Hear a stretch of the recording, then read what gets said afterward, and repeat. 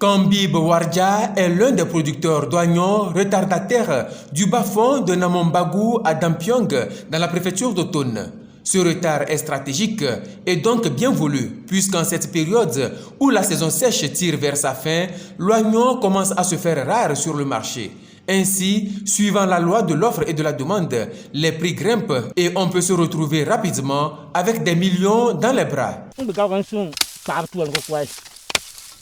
On change un quart d'hectare et je récolte 29 sacs d'oignons. Et le sac coûte à 37 500 francs. Et le tout me revient à 1 87 500 francs. Cette importante somme qui tombe en cette période de soudure dans la région des savanes se présente comme une véritable manne pour Kambib Wardja. Le jardin me rend beaucoup de services. On gagne plus dans le jardin que le champ. Ce jardin me permet de payer les fournitures, le collage, donc s'occuper de la santé de mes enfants, de ma famille.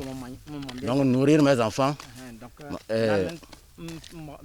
payer moto, construire la maison. Donc, ça me permet d'acheter les bœufs pour travailler dans mon champ. Donc encore, c'est dedans que je gagne pour prendre les métaillers qui m'aident aussi dans mes activités champêtres. Dans le bas-fond de Namombagou, qui va de Carnaval à Tapan jusqu'à Zambédi au Burkina Faso, sur plus de 20 km de long et 3 à 5 km de large, ce sont des milliers de maraîchers qui se font de l'argent dans les cultures de contre-saison. Le temps du maraîchage a diminué énormément l'exode rural. Les jeunes ne vont plus en Côte d'Ivoire ou au Nigeria à la recherche de l'argent. C'est ici. 3-4 ans seulement, on peut gagner des millions. Et ce n'est pas dans les oignons seuls. Il y a les tomates, il y a autre chose. Sans compter la récolte de la campagne hivernale. Cependant, dans cette embellie subsiste un bémol, la question de la maîtrise de l'eau. Elle se pose ici avec acuité en saison sèche et plombe les activités des maraîchers.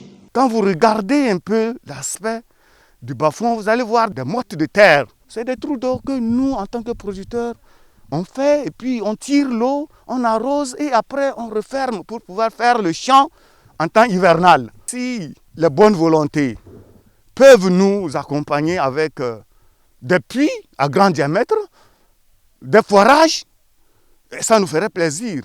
L'autre difficulté majeure, c'est la conservation des légumes.